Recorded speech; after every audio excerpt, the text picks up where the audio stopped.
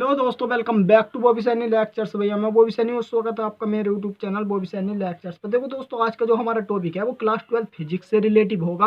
और जैसे कि आपको पता है कि हमारा अभी चैप्टर नंबर फर्स्ट चल रहा है, जिसका नाम है विद्युत आवेश तथा छेद। और यह टॉपिक जो वो वेरी वेरी इंपॉर्टेंट है। ठीक है, तो चलो दोस्तों बिना देरी के वीडियो को स्टार्ट करते हैं। और टॉपिक का जो नाम है वो क्या है कि विद्युत द्विध्रुव के कारण निरक्षीय स्थिति पर विद्युत क्षेत्र की तीव्रता का व्यंजक। ठीक है, और अगर अभी तक आपने हमारे चैनल को सब्सक्राइब नहीं किया तो कृपया करके चैनल को सब्सक्राइब, एंड वीडियो पसंद आए तो वीडियो को लाइक जरूर कर देना। ठीक है, तो चलो दोस्तों बिना देर के वीडियो को स्टार्ट कर। देखो सबसे पहले एक हम डायग्राम ले लेते हैं, जैसे कि आपको ये दिख रहा होगा। इसमें क्या है, इसमें हमने कुछ नहीं कि सर्वप्रथम इसमें हमने कोई ए बी यानी कि 2L लंबाई का एक ए बी तार लिया, ठीक, जिसका मध्य बिंदु हमारा ओ था। अब ये जो मध्य बिंदु ओ है, इस मध्य बिंदु ओ ने क्या करा, ये जो पूरा 2L लंबाई का तार था उसको दो बराबर भागों में विभाजित कर दिया।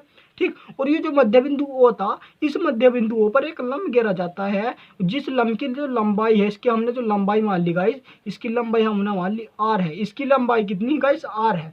ठीक, और यो क्या है लंब हमारा, जो कि लंब हमारा क्या ओपी है। यो मध्य बिंदु तो ओ है, तो जो हमारा लंब क्या है गाइस, ओपी है। अब देखो क्या है कि मध्य बिंदु ओ ने तो इसे दो बराबर भागों में विभाजित कर दिया। यहाँ अगर हमने क्या मान लिया कि इधर हमारा माइनस आवेश स्थित है एक समान रूप से, और इधर हमारा प्लस क्यू आवेश स्थित है गाइस। ठीक है, और यहाँ हमारा बिंदु पी है, और इस बिंदु पी पर हमें विद्युत क्षेत्र की तीव्रता का व्यंजक हमें बताना। ठीक है, तो देखो सबसे पहले हम इसकी कुछ लैंग्वेज देख लेते हैं, क्योंकि कुछ लैंग्वेज भी लिखनी चाहिए, क्योंकि जब हम किसी भी टॉपिक को सिद्ध करते हैं या उसको हल करते हैं, व्यंजक ज्ञात करते हैं, तो उसकी कुछ लैंग्वेज लिखनी चाहिए। तो दोस्तों अब देखो लैंग्वेज में क्या है, देखो गाइस, जैसे कि आपको दिख रहा होगा कि माना कोई 2L लंबाई का एक ए बी तार है। ठीक है, ए बी तार है। ठीक है, और क्या है कि जिसका मध्य बिंदु हमारा कितना गाइस, ओ है। अब मध्य बिंदु ओ है, अब मध्य बिंदु ओ पर एक लंब गिरा जाता है, जो कि हमारा कितना है गाइस, ओपी, यानी कि जो मध्य बिंदु ओ था। देखो जैसे कि आपको डायग्राम से पता चल जाता कि मध्य बिंदु तो हमारा गाइस ओ था। अब इस ओ पे एक लंब तो डाला जाता जो कि हमारा गाइस ओपी था। अब क्या है, और जिसकी लंबाई आर थी गाइस, हमने बता दिया कि इसकी लंबाई कितनी, आर है। और क्या है कि जो मध्य बिंदु ओ था, मध्य बिंदु ओ ने जो 2L लंबाई का एक ए बी तार था उसको दो बराबर भागों में विभाजित कर दिया। दो बराबर भागों में विभाजित करने का मतलब क्या है कि जहां हम क्या कह सकते हैं कि जो हमारी ए ओ या ओ ए वो बराबर ओ बी के होगी गाइस। क्यों होगी, क्योंकि इन दोनों की लंबाई बराबर है। तो हम क्या कह सकते हैं कि जहां हमारा क्या होगा गाइस, जहां हम क्या कह सकते हैं कि जो ओ ए बराबर ओ बी और बराबर हमारी गाइस कितनी हो जाएगी, एल हो जाएगी। ठीक है, अब देखो हमें सबसे पहले अगर हमें विद्युत क्षेत्र की तीव्रता का व्यंजक ज्ञात करना, तो सबसे पहले हमें दूरी ज्ञात करनी होगी। दूरी हमें एपी और बीपी बतानी। अब देखो गाइस, हमें चित्र से क्या पता चल गया कि देखो जब ये लंब गिरा गया, ये लंब गिरा गया, अब जब लंब गिरा गया तो इधर भी हमारा 90 डिग्री का कोण बना होगा गाइस, इधर भी। अगर हम त्रिभुज ए ओ पी में ले लें, या हम त्रिभुज पी ओ बी में ले ले, तो क्योंकि देखो इधर भी आर लंब तो आर है, यानी कि इसका जो कण हम ज्ञात करेंगे, एपी ज्ञात करेंगे, वो बराबर बीपी के होगी। क्यों, अगर देखो हम त्रिभुज ए ओ पी में पाइथागोरस से लेते हैं, और या त्रिभुज हम पी ओ बी में पाइथागोरस में से लेते हैं, तो अगर हम निकालते हैं कण, तो इनका दोनों का जो कण है वो सेम आता। अब कण सेम यानी कि इनकी कण यानी कि जो दूरी है, यानी कि जो एपी है वो बराबर बीपी के आ रही है। अब जब कभी भी एपी बराबर बीपी का आगा, तो हम यहाँ से क्या कह सकते हैं कि इनकी जो विद्युत क्षेत्र की तीव्रता होगी वो भी आपस में बराबर होगी। मतलब हम यहाँ से क्या कह सकते हैं गाइस, अब देखो अगर हम पाइथागोरस प्रमेय लगाएंगे, देखो यो, अब हमने क्या करा कि देखो हमने क्या करा कि त्रिभुज हमने ए ओ पी में लिया, ए ओ पी में हमने पाइथागोरस प्रमेय से लिया। तो पाइथागोरस प्रमेय क्या होती है गाइस कि कण का वर्ग बराबर लंब का वर्ग प्लस आधार का वर्ग। अब देखो कण क्या था इसमें, कण कोण के ठीक सामने वाली भुजा कण, यानी कि एपी तो कण था तो एपी का वर्ग प्लस लंब का वर्ग, लंब कितना हमारा आर था तो आर का वर्ग प्लस आधार, आधार एल था तो प्लस एल का वर्ग। ठीक है, अब क्या है अगर हम इसे स्क्वायर को इधर लेकर जाएंगे तो ए पी हमारी कितनी आ गई, रूट में R square plus L square. ठीक है, अब हमें क्या है कि अब तो हमने त्रिभुज ए ओ पी में लिया था, अगर हम इसी प्रकार त्रिभुज पी ओ बी में लेते हैं, तो हम अगर ज्ञात करेंगे तो हमारी जो बीपी है वो भी हमारी कितनी आ गई गाइस, यो आ गई।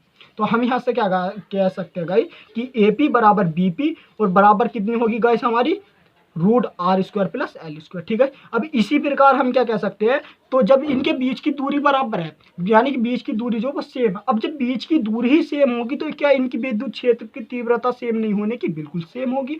तो हम क्या कह सकते हैं कि जो E1 कोस थीटा होगी, यानी कि माइनस क्यू आवेश की विद्युत क्षेत्र की तीव्रता वो प्लस क्यू आवेश की विद्युत क्षेत्र की तीव्रता के बराबर होगी। तो अगर हम यहाँ से, तो हमारा क्या होगा कि E1 कोस थीटा बराबर E2 कोस थीटा की हो जाएगी। अगर हमें यहाँ से कुल विद्युत क्षेत्र की तीव्रता को ज्ञात करना है, ठीक है, अगर हमें यहाँ से कुल विद्युत क्षेत्र की तीव्रता को ज्ञात करना, तो E इक्वल कितनी हो जाएगी guys, E1 cos theta plus E2 cos theta.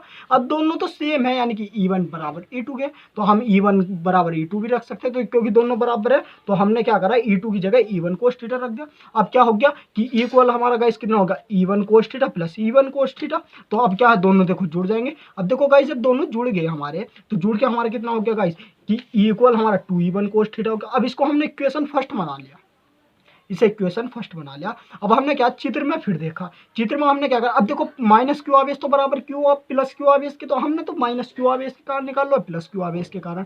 अगर हम विद्युत क्षेत्र की तीव्रता निकालते हैं तो गाइस कितनी हो जाएगी, देखो हमने यहाँ प्लस क्यू आवेश के कारण विद्युत क्षेत्र की तीव्रता E1 ज्ञात करी।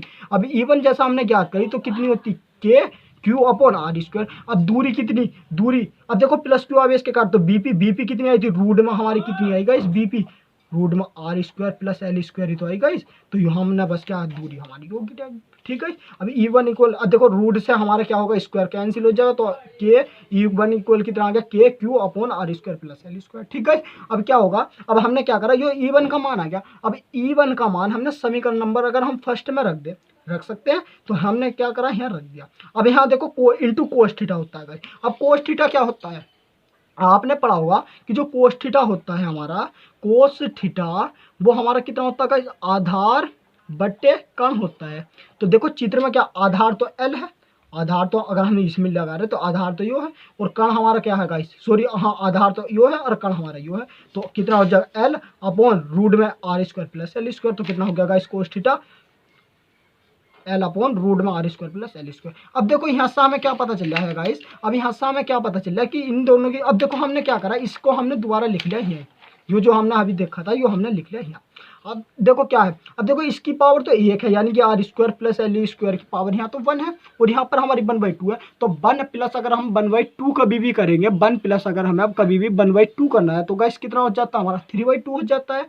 और ऊपर क्या होगा, ऊपर कितना देखो गाइस, 2 इंटू के इंटू क्यू इंटू एल है। तो यहाँ अगर हम क्या करेंगे कि के को तो बाहर लेंगे, और इस क्यू और इंटू यानी कि देखो चारों तो ऊपर गुणा में है, तो क्यू इंटू 2l भी तो कर सकते हैं हम गाइस। देखो कहाँ किस प्रकार, इस प्रकार, ठीक है। अब यहाँ देखो ये भी पावर जुड़ गई, यहाँ तो पावर हमारी बनती, और इधर प्लस हमारी कितनी गाइस, क्योंकि जब गुणा होती पावर जुड़ होती है, तो 1 प्लस 1/2 कितना होता है गाइस, हमारा 3/2 होता है, ठीक है। ये तो आपको पता होगा। तो हमारा कितना हो गया, R square plus L square की पावर 3/2 गाइस, ठीक है। चलो अब यहाँ से क्या, अब देखो हमने क्या, जैसा हमने अक्षय स्थिति के कारण क्या करा था कि देखो चूंकि जो हमारा आर स्क्वायर होता है वह बहुत बड़ा होता है एल स्क्वायर की तुलना में। तो अतः हम क्या कह सकते हैं कि जो एल स्क्वायर का मान होगा वो मान लगभग कितना होता है, हमारा नगण्य होता है। नगण्य का मतलब क्या है गाइस, कि जो एल स्क्वायर होगा वो इक्वल 0 के होगा। अब जब एल स्क्वायर 0 का हो जाएगा तो आर स्क्वायर की पावर 3/2 हो जाएगी। और ऊपर हमने क्या पढ़ा था कि जब हमने विद्युत द्विध्रुव आघूर्ण में पढ़ा था, वो क्या पढ़ा था गाइस हमने, कि जो पी होता है वो इंटू पी इक्वल होता है क्यू इंटू 2l के। तो जहाँ क्यू इंटू 2l वहाँ हम पी भी तो रख सकते हैं गाइस, तो हमने जो रख दिया। तो के इंटू पी और अपॉन, अब देखो आर स्क्वायर था, यानी कि हमें क्या आता है कि आर स्क्वायर और इंटू इसकी पावर 3/2 था। इस 2 से तो 2 कट गया, तो आर की पावर गाइस कितनी बची, 3 बची। तो यहाँ गाइस आर की पावर 3 बची। तो हमारा इक्वल सूत्र आ गया। अब चाहो तो के का मान भी रख दो, तो 1/4πε0 पी अपॉन आर क्यूब, ठीक है। तो यो होती है निरक्षीय स्थिति के कारण विद्युत क्षेत्र की तीव्रता का वैल्यू, ठीक है। अगर वीडियो पसंद आए तो वीडियो को लाइक एंड चैनल को सब्सक्राइब जरूर करिए।